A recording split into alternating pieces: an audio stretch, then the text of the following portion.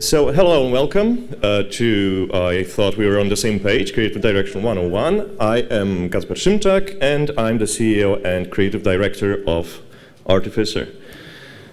So someone dumb once said on Twitter, as someone that worked in testing, I would never have claimed I was a developer. So this sparked a massive discussion on whether QA specialists are actually game developers. Now, 99% of game developers, of course, agree that indeed QA can and definitely are legit game developers. As the name suggests, they're absolutely crucial to building quality. And the real gamers on the internet were like, well, okay, but they don't really make the game, right? They don't really create anything themselves. They don't make levels. They don't model anything. They don't program. And we, as in the creative directors on the internet, were like, so, there are other jobs in game dev that when you don't make levels, you don't model, you don't program, and you are a legit game developer, right? It's not like you have to do any of that to be a game developer. Or come to think of it, maybe it's just me, because my team was like, yeah, Kacper, we need you to do creative direction. Like, just don't touch the editor, please. Like, whatever you do, just stay the fuck out of the editor. Okay, and so what am I doing nowadays, now that I am no longer allowed to actually touch the game? So the job of a creative director is to maintain creative direction. A common misconception is that creative direction is bestowed upon the team from a director sitting high up on the clouds and the sole vision holder and the prodigy and, a genius. So, not true. Creative direction is a team thing. So first off, why would you even need to manage and maintain creative direction? You need to maintain creative direction in order to solve creative problems before they become something quite serious. So, here are 4 bad things that frequently occur. 4 horsemen of the creative apocalypse, just like in the Bible. Impracticality, vagueness, boredom, and helplessness. So first of all, impracticality. Non-concrete, abstract vision. So you present your vision, and your team says, okay, cool. But what do you want us to do, actually? Like, what is the gameplay like? Your vision is too abstract, too high level, and there's little in terms of translating the high-level vision to like nuts and bolts of actual production. 2, vagueness. Ambiguous. That happens a lot, believe me. So, ambiguous vision. When you present your vision to the team, and the team is excited, and you're excited, because your team is excited, and everyone's excited, and you're so excited you start making the game, but you're excited about a different fucking game. So, because the vision was too vague, there are a lot of blanks to fill, a lot of white spaces, and your team will fill in the blanks, which is in theory fine. But the problem is, because it's unmanaged, each department and each specialist and each team member will fill in the blanks on their own, creating conflicting visions and creating conflict internally down the road. 3, bottom, an exciting vision. Now, so you present your vision, and your team says, okay, cool. They get it.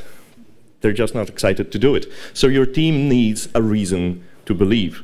Almost any game idea can be turned into an amazing game if it's made exciting. And bored people make boring games. Helplessness, lack of ownership. So you present your vision, and your team says, okay, cool. Tell us what to do exactly. But like, exactly what do you need? And constantly. So they ask you for feedback on every single fucking thing they do because they don't know if it fits.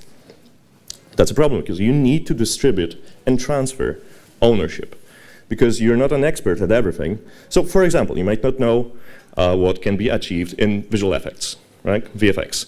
And so you can try You cannot try to define what kind of VFX should the game have. You need to have, you need the VFX artist to understand and internalize and own the vision to such a degree that they will know that and they will come up with that, not you. So, and the solution to all those issues is effective creative direction. So, but why should you care, right? Just like small teams don't need a producer, big teams and big projects do need a producer, right? And similarly, in a bigger project, there's so many moving parts that you need someone to monitor whether it all fits, whether it all works together, what's missing. You don't necessarily need a creative director, per se, but you definitely need creative direction. Creative director is just a vision manager whose responsibility is to ensure it's tight and coherent and implemented. So, first of all, creative direction is the result of details attuned to common denominator. Like successful, well-implemented creative direction is harmony of all elements across all departments and venues of development. It's not just the story and the gameplay, it's animation, it's music and sound effects and visual effects and cutscenes and metagame and game world and lore and light and shadows and colors and everything. Like in an orchestra, you need every instrument to hit the right tune to work towards a common goal. So, how do you even go about this? So here's a couple of tools you can use to craft and communicate direction. Name the emotion. Start with examples of things that could and should happen in your game and consider what ties them together. So for example, when we were working on Phantom Doctrine was a game about spies and conspiracies and brainwashing and sleeper agents and backstabbing and treason. And what emotions do all those things have in common? Paranoia. So Phantom Doctrine is a game about paranoia. And you should name it, you should communicate it, and you can use it. So, like, when someone comes up with a feature idea, you'd be like, Marie Kondo. Like, this does not spark paranoia. Like, doesn't fit. So define key moments.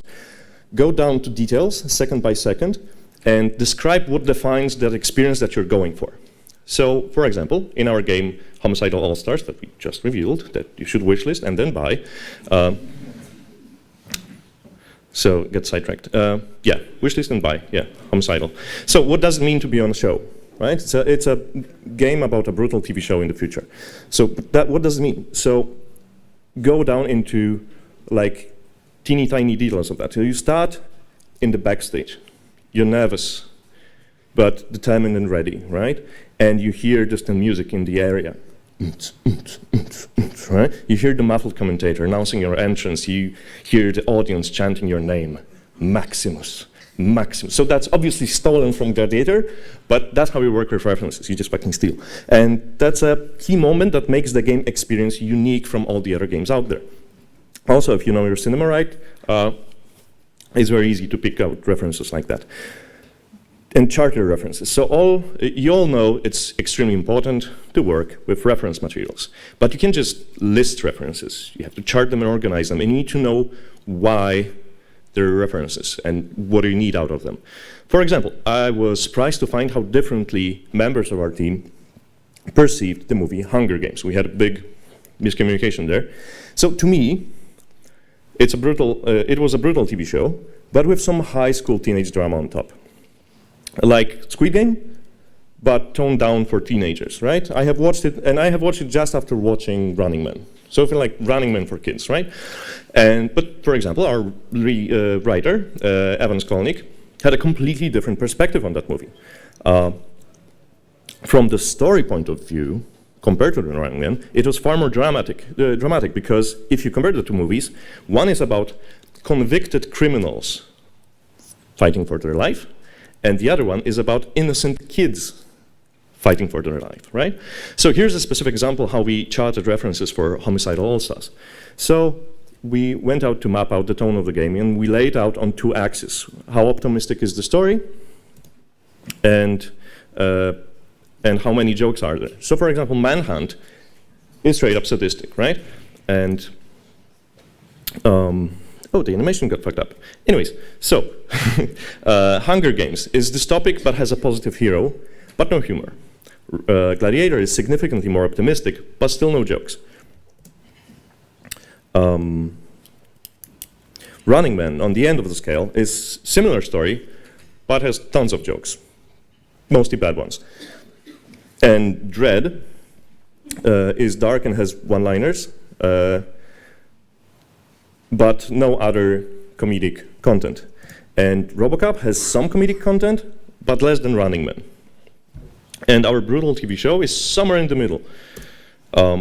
So it's dystopian, but somewhat optimistic, and has some humor. Define what's not. So this is just as important as defining what is. This might sound counterintuitive. It's like we've just defined what we want to have. What's the point of listing the rest? Well, let me tell you. The exercise is about figuring out where the team's interpretation can go wrong and off track. You look at your vision and try to find places that can be somewhat vague. This is extremely difficult to do on your own, so you have to test your vision on a single person before explaining it to the whole team. And get feedback, see what, have them describe to you, or ask you questions, or throw ideas that they think would fit that vision. And this will inevitably lead you to find pockets of vagueness, which are best addressed by seeing what isn't. So here's an example. So in Hot West Hot West was Wild West with demons, in short, and inspired by Welcome to the Hard Times by Dr. Up, and it was to be dry and sandy and dusty and a dead place with everything dead and dying. Anyways, it was also about to be a place where all myths come true. So, for example, be Catholic mysticism or Native American magic or voodoo magic, all true, right? And at some point of development, someone at the team started working on a Cthulhu-ish monster, right? Like a Exomatski. Właśnie, tentacles. Thank you. Their reasoning was that it's horror and it's a myth that comes true, so it fits.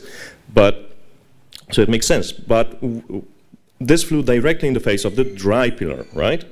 Don't worry, pick it up. And while the monster would make sense, the damp, humid environment for it just would not. And rely on music. Music evokes emotions very effectively if chosen right. I'm not talking about songs with lyrics. We're not talking about, skip that. We're talking about instrumental music, ideally movie and game soundtracks. So here's what you got to do. Start listening to movie soundtracks, because that's the best kind of music in general. And lots of those, and listen to soundtracks of movies that feel like relevant references. Find the most fitting tracks and build a playlist for your game vision. Use that playlist in communication, add it to your vision presentation, share it with the team so they can listen to it when they want to get into the zone and work on the game, and use this playlist as a placeholder soundtrack for your game. Okay, so now now that you have your direction or vision or whatever, how to share it effectively? A common misconception is that if the vision is strong, it will just sell itself. Obviously bullshit. So this is exactly as wrong as assuming if your game is good, players will find it, they'll buy it, and it'll be extremely successful, and you'll buy a yacht or whatever.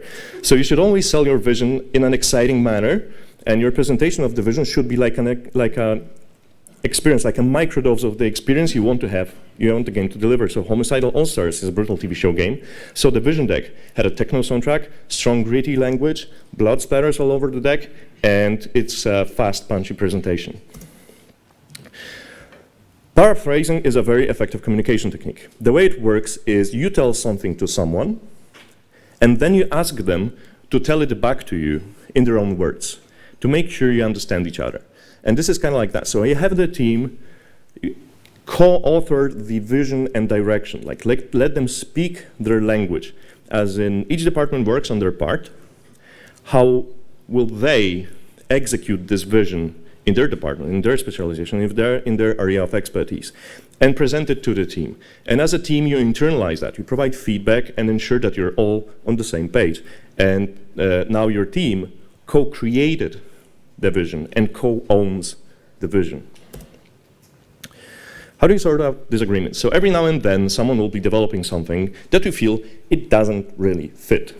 So what do you do with that? Like, the big question is how, like, when do you stick to your guns? Do you argue with them? Do you just remove it, stop working on that? Or do you just yield and risk that the game vision will just float apart?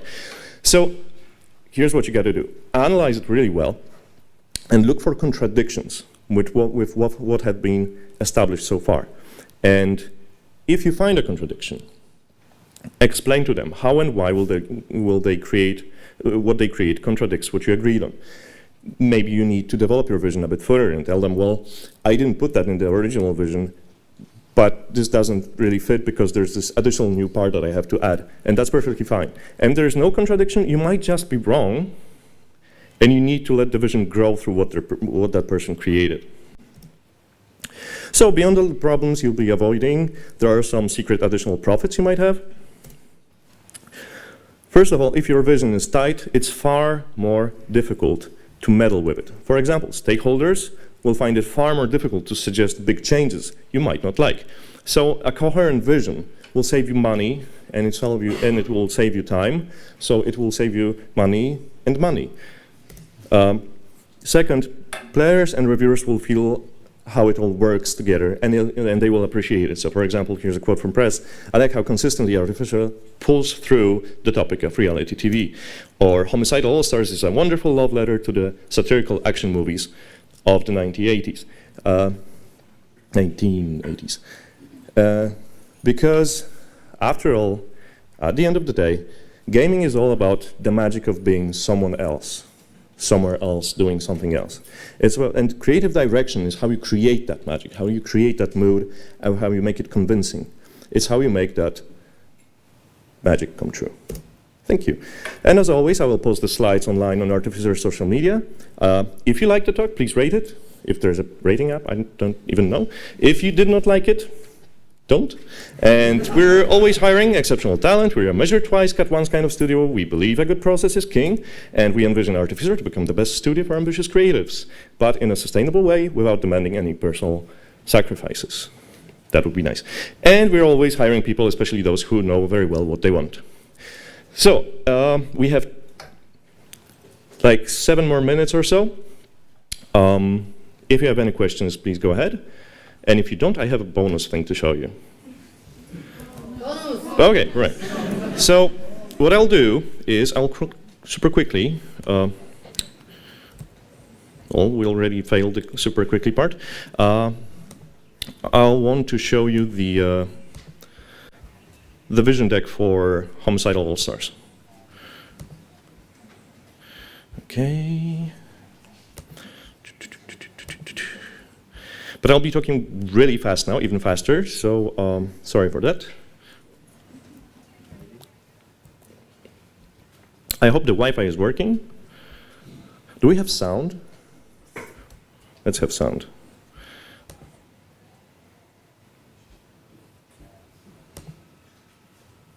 Ugh.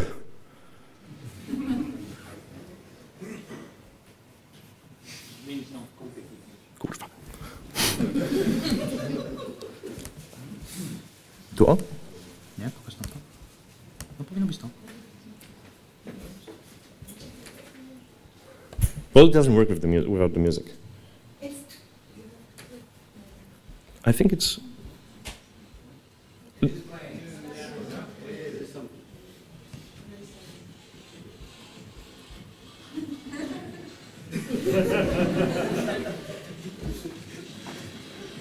Okay, so let's start again. All right. So, Brutal TV Show is the working title of our game where you join the bloodiest game show on TV and slaughter your way into audiences' hearts. As a participant of a brutal TV show, you go through an obstacle course of combat scenarios, puzzles, and deadly riddles, while hired guns, deadly robots, and other participants are out to get you.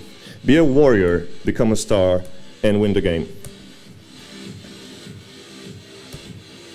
So the pillars of the Brutal TV Show are audience. The show is a spectacle for the audience, and you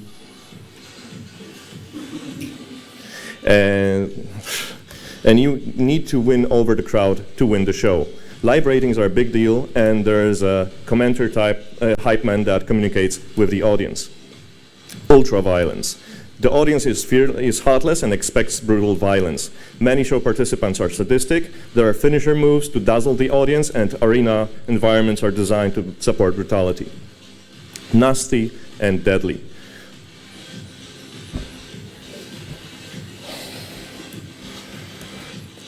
Although it's theoretically possible to win, chances are slim and you're not expected to survive. Audience is thrilled to guess when and how will you die. You need to avoid disarm traps, anticipate enemy ambushes, and you see other participants who failed miserably and died horribly.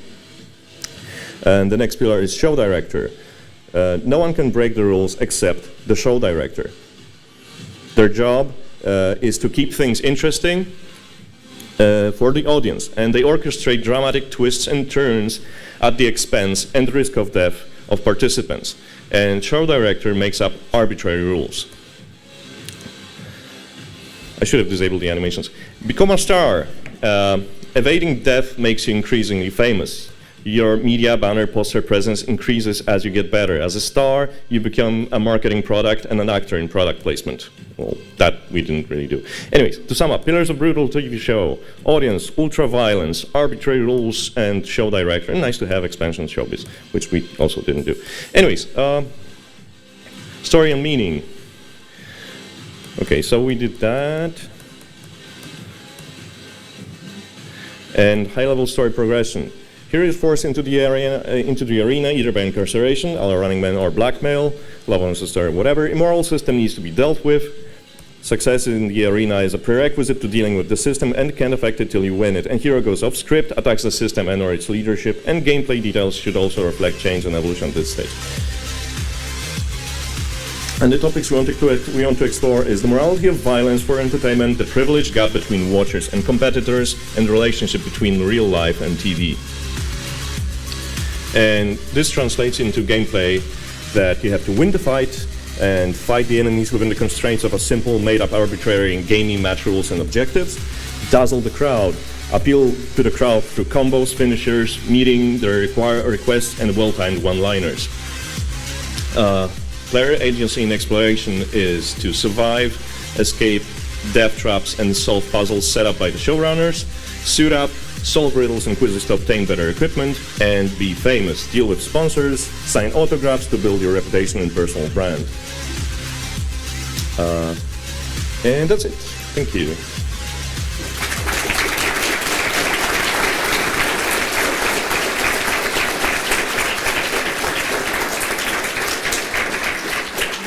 So we have 1 minute left. Do you have any questions?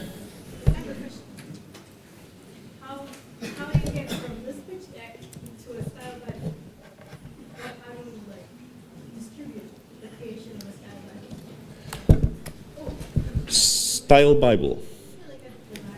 Okay.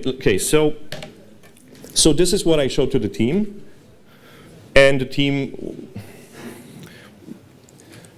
would work on their, like, a 3D department would work on like how would the models feel like? Like, should they be like maybe heavy and blocky and spiky, and everything should be rusty and bloody and like painful to look, and like, you know, so kind of like that. Same with the sound, right? Same with visual effects. So they wanted, like, we want body parts to fly through the roof, you know, and like we want people on fire and dying horribly and painfully, you know. So stuff like that. And then they would present that to the whole team and share their ideas. And then they would update their other visions, and it's like a living document, basically. One more, or do we wrap up?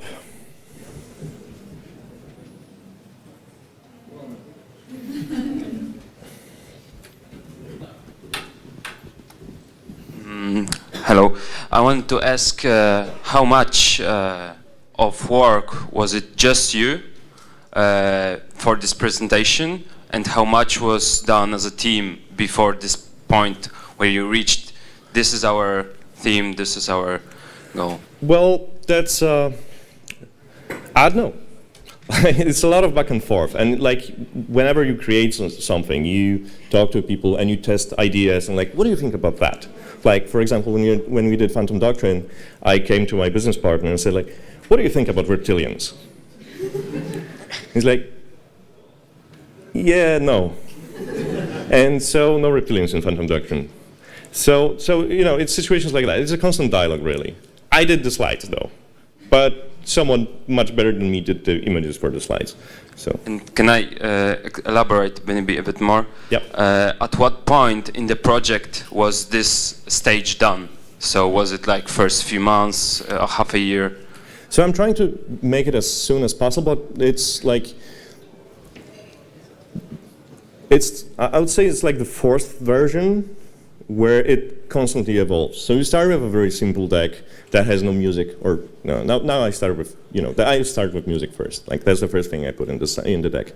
And like you keep adding details and you keep fleshing it out and you keep coming back to that. And yeah, so I would say like, I would aim for always having at least a basic version as soon as possible before your first major milestone, before your first demo, before your first prototype, so you know what you're working towards. But as people work towards it, it changes. Thank you. So I think we should wrap up. So if you have any more questions, my email is somewhere in the internet, and if you really feel like you need to ask a question right now, then I'll probably be outside for a second. Okay, thank you very much. Have a nice day.